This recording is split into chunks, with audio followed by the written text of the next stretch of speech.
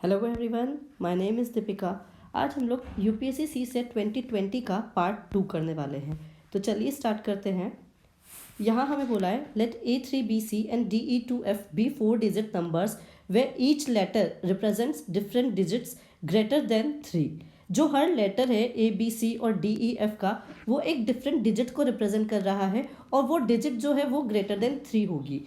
If the sum of the numbers is 15902, then what is the difference between the values of A and D? A और D की values में difference हमें यहाँ पर फिर पूछा गया है और सम ऑफ द इन दोनों नंबर्स का सम हमें ये दिया हुआ है 15902। ओके, तो अब हम यहाँ पर अगर देखेंगे तो C प्लस F वो है, यहाँ पर हमें 2 दिया हुआ है इसमें, तो इसका मतलब C plus F is equal to हमारा होना चाहिए 12 क्यों होना चाहिए, 2 क्यों नहीं होना चाहिए? क्योंकि 2 बिल्कुल नहीं होगा, क्योंकि C और F दोनों ही ग्रेटर देन 3 है, जो कि हमें पहले से क्वेश्चन में दिया हुआ है। तो C प्लस F जो है वो हमें यहाँ पर 12 मिलना चाहिए। अब C प्लस F 12 होना चाहिए, इसका मतलब C और F क्या क्या हो सकते हैं? या तो 5 और 7 हो सकते हैं C और F, या फिर 8 या 4 हो सकते हैं। 9 और 3 नहीं हो सकते, क्योंकि 3 से बड़े ही वो नंबर्स होने चाहिए, तो 9 और 3 हम यहाँ से हटा देंगे। तो C प्लस F के लिए जो दो पॉसिबिलिटीज़ हमें मिल रही है वो 5, 7 और 8 और 4 की ही सिर्फ मिलेगी।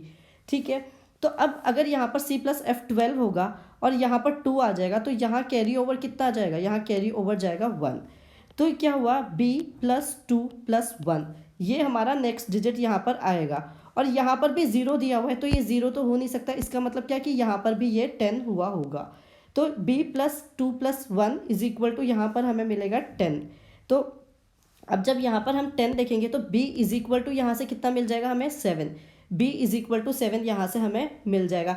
इसका मतलब ये कि C और F में जो ये 5 और 7 वाली वैल्यू थी ये हमें रिजेक्ट करनी होगी, क्योंकि हर डिजिट अलग है। तो C और F जो होंगे वो 8 या 4 में से एक एक होंगे, या तो C की वैल्यू 8 होगी और या फिर 4 होगी। इसी तरह से F की वैल्यू, अगर C की वैल्यू 8 हुई तो F की वैल्यू 4 होगी, या फिर C की वैल्यू 4 हुई तो F की वैल्यू 8 यहाँ पर आ जाएगी। तो इसी तरह से C और F का जो पेयर होगा वो 8 या 4 का होगा। ठीक है, अब यहाँ से B की वैल्यू हम 7 निकाल चुके हैं। ठीक है, अब यहाँ पर जब 0 आएगा तो यहाँ पर भी यहाँ से कैरी ओवर एक जाएगा 1।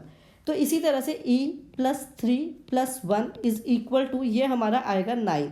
अब ये 9 बिल्कुल हो सकता है, ज़रूरी नहीं है कि 19 बने, ये 9 हो सकता है। तो E की वैल्यू यहाँ से हमारी आ जाएगी 3 प्लस 1 4, तो 9 माइनस 4 ये हमारा हो जाएगा 5। E की वैल्यू यहाँ से हमारे पास आ जाएगी। तो B की वैल्यू 7 आ चुकी है, E की वैल्यू 5 आ चुकी है। अब हमें A और D की वैल्यू निकालनी होगी। तो A प्लस D जो है वो यहाँ से हमारा आने वाला है 15। A प्लस D हमारा जब 15 होगा तो इसका मतलब क्या कि A और D का जो पेयर है वो या तो 8 और 7 होगा, लेकिन वो हो नहीं सकता क्योंकि 7 ऑलरेडी B आ चुका है, तो इसलिए ये कैंसिल हो जाएगा। या फिर जो A और D का पेयर है वो होगा या तो 9 और 6 का पेयर या बनेगा। तब A प्लस D की वैल्यू हमारे पास 15 यहाँ पर आएगी। तो A की वैल्यू मान लेते हैं 9 है, D की वैल्यू मान लेते हैं 6 है, तो जो डिफरेंस इन दोनों के बीच का हमें लेना है वो डिफरेंस हमारा 3 आ जाएगा। तो C इसका आंसर यहाँ से आ जाएगा। ठीक है, आगे चलते हैं। अब स्टेटमेंट और क्वेश्चन वाला है, तो सबसे पहले क्वेश्चन ही देखेंगे। Are there more than 100 figures in that book? ठीक है, तो एक कोई बुक है जिसके बारे में हमें बोला गया है कि उस बुक में 100 से ज़्यादा फिगर्स हैं या नहीं है। तो फर्स्ट स्टेटमेंट में क्या दिया हुआ है? There are not more than 2 figures on any page of 51 page book. तो एक बुक है जिसमें टोटल 51 पेजेस हैं। अब इस बुक में कोई भी पेज पे 2 से ज़्यादा फिगर्स नहीं है, मतलब कि या तो 0 फिगर्स हो सकते हैं, या 1 हो सकते हैं, या 2 हो सकते हैं। तो अगर हम इस तरह से टोटल फिगर्स देखेंगे तो अगर 0 हुए तो उस बुक में टोटल 0, हर पेज पे अगर 0 फिगर्स हुए कि एक भी फिगर नहीं है किसी भी बुक पे, तो टोटल 51 पेजेस वाली बुक पे 0 ही फिगर्स हमें मिलेंगे। और मैक्सिमम कितने हो सकते हैं? मैक्सिमम हो सकते हैं कि हर पेज पे 2-2 फिगर बने हुए हों। तो हर पेज पे अगर 2-2 फिगर्स बने हुए होंगे तो मैक्सिमम हमें मिल जाएगा 102 फिगर्स हमें टोटल मिलने वाले हैं। अब क्वेश्चन में क्या बोला है? मोर देन 100 फिगर्स हैं या नहीं है। अब हमें ये तो नहीं पता कि मिनिमम कितने फिगर्स हैं और मैक्सिमम कितने हैं। अब 0 भी हो सकता है या 102 भी हो सकता है, तो 100 से कम भी हो सकता है और 100 से ज़्यादा भी हो सकता है। तो S1 अलोन से तो हम नहीं निकाल पा रहे हैं कि कितने फिगर्स हो सकते हैं। फिर क्या बोला है S2 में? There is at least 1 figure on every page.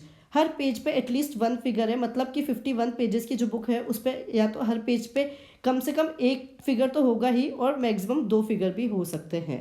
ये हम स्टेटमेंट 1 और स्टेटमेंट 2 दोनों को इंक्लूड करके बोल रहे हैं। तो हर पेज पे 2 से ज़्यादा नहीं हो सकते और हर पेज पे एटलीस्ट 1 तो होगा ही।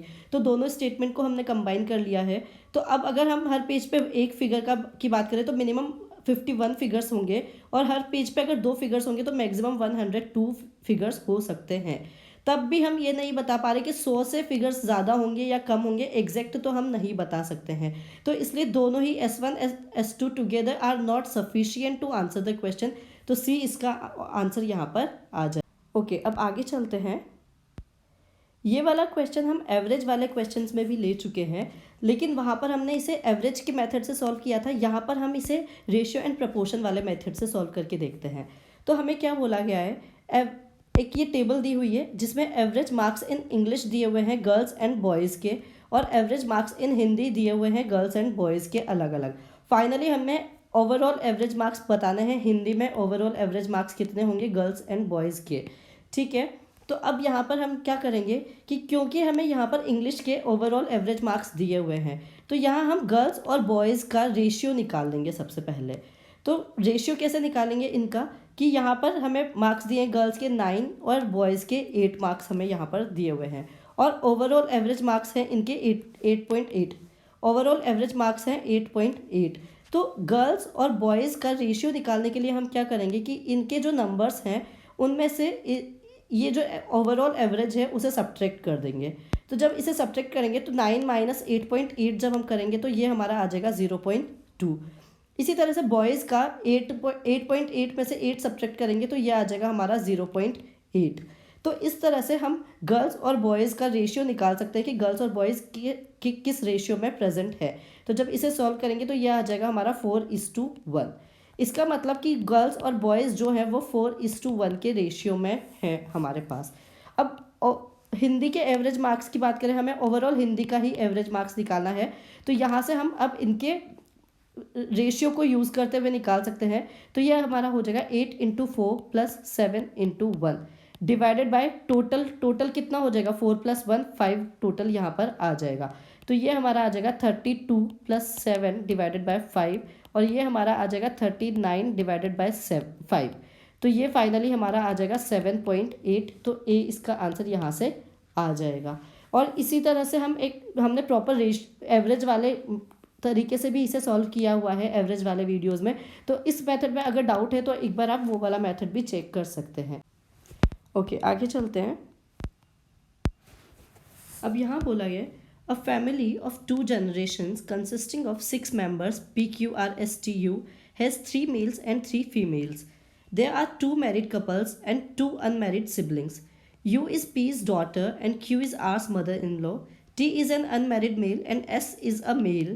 Which of the following is correct? Okay, तो एक फैमिली है जिसमें 2 जनरेशन्स हमें दी हुई है, ठीक है। तो 6 मेंबर्स हैं 2 जनरेशन्स में, 3 मेल हैं और 3 ही फीमेल हैं और 2 मैरिड कपल्स हैं उस फैमिली में, ठीक है, और 2 अनमैरिड सिबलिंग्स हैं।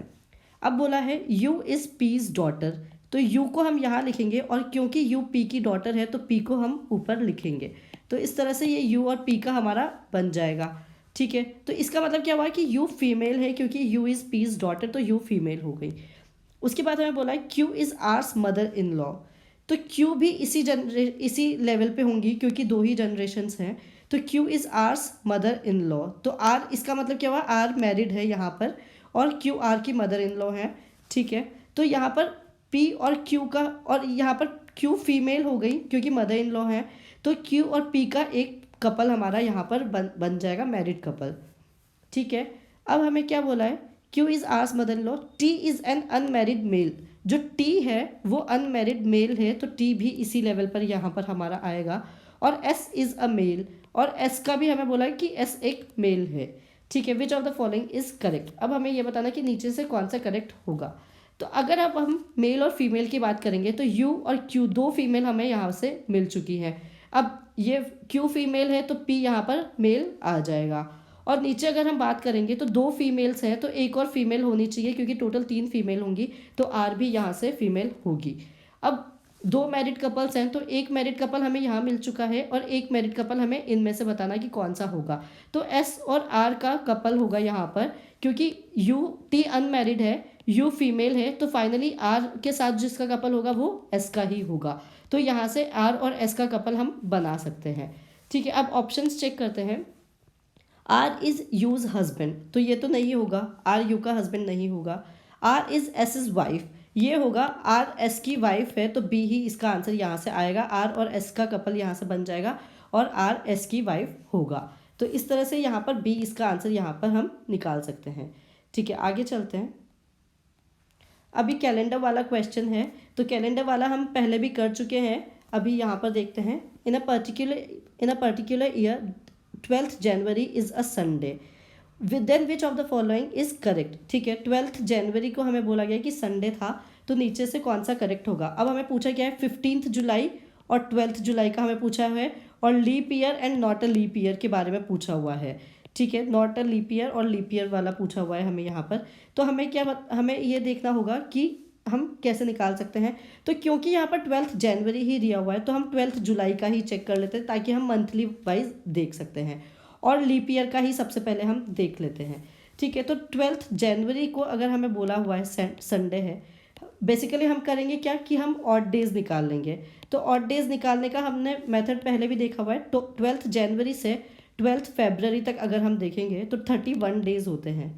अब इस 31 को क्या करना होता है, 31 डिवाइडेड बाय 7, तो पूरे 28 डेज तक तो वो पूरा डिविजिबल रहेगा। उसके बाद 3 ऑड डेज यहाँ से हमें मिलने वाले हैं।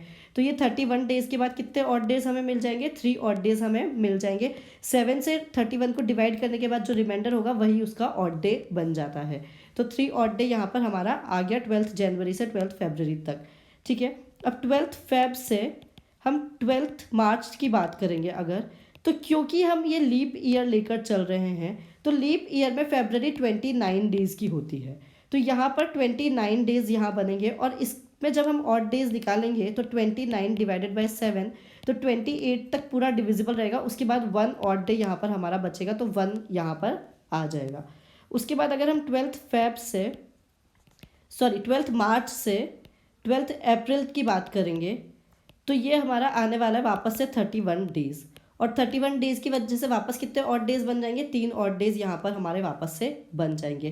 फिर 12th अप्रैल से अगर हम बात करें 12th मई तक की, तो ये कितने होंगे, 30 डेज़ ये हमारे आने वाले हैं यहाँ पर। तो 30 डेज़ में कितने ऑड डेज़ बन जाएंगे, अब 30 डेज़ में बन जाएंगे 2 ऑड डेज़ यहाँ पर हमारे बन जाएंगे। फिर 12th मई से अगर हम बात करें 12th जून तक की, तो ये हमारे वापस से 31 डेज़ का ही में होता है, तो 31 की वजह से यहाँ पर वापस से 3 हमारा आ जाएगा। फिर 12th जून से 12th जुलाई तक की बात करेंगे, और फाइनली 12th जुलाई पे ही हमें रुकना है। 12th जुलाई तक की बात करेंगे तो 30 डेज़ आएंगे, तो 2 ऑड डेज़ वापस से यहाँ पर हमारे आ जाएंगे। ठीक है, तो अब हमें देखने कि ओवरऑल ऑड डेज़ कितने हुए, और फाइनल उनको 7 से डिवाइड करने पर फाइनल ऑड डेज़ कितने बचने वाले हैं। तो देखिए अगर हम, तो 3 + 1 4, 4 + 3 7, 7 + 2 9, 9 + 3 12, 12 + 2 इज़ 14, तो टोटल 14 ऑड डेज़ हमारे आ गए। तो टोटल 14 ऑड डेज़ को वापस से 7 से डिवाइड करेंगे, तो जो रिमाइंडर अब हमें मिलने वाला है ये 2 टाइम्स पूरी तरह से डिविजिबल हो जाएगा, और रिमाइंडर जो हमें मिलेगा वो 0 ही मिलेगा। इसका मतलब 12th जुलाई की अगर हम बात करें, 12th जुलाई की अगर हम बात करें तो 12th जुलाई को वापस से हमें संडे ही मिलने वाला है, क्योंकि 12th जनवरी को संडे था। और ये कब लिया है हमने, ये तब लिया है जब हमने फरवरी 29 की कंसिडर की है। इसका मतलब ईयर को लीप ईयर कंसिडर किया है। तो इसका आंसर यहाँ पर सी आ जाएगा, 12th July is a Sunday if the year is a leap year. तो इस तरह से इस कैलेंडर वाले क्वेश्चंस का आंसर हम निकाल लेते हैं लीप ईयर वो ऑड डेज कैलकुलेट करते हुए। तो आई होप आप लोगों को ये सेशन यूज़फुल लगा होगा, और लगा है तो प्लीज़ लाइक करिए, शेयर करिए, सब्सक्राइब करिए चैनल को, और बने रहिए चैनल के साथ। और थैंक यू सो मच अभी तक आपके सपोर्ट के लिए। थैंक